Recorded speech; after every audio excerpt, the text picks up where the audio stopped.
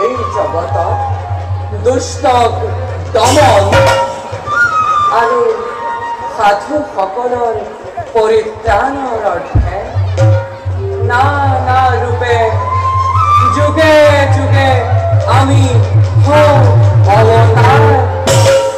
আমি জগতৰ গৰাকী, আমি বিষ্ণু।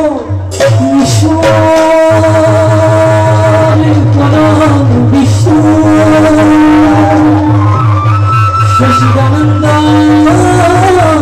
বিগ্রহ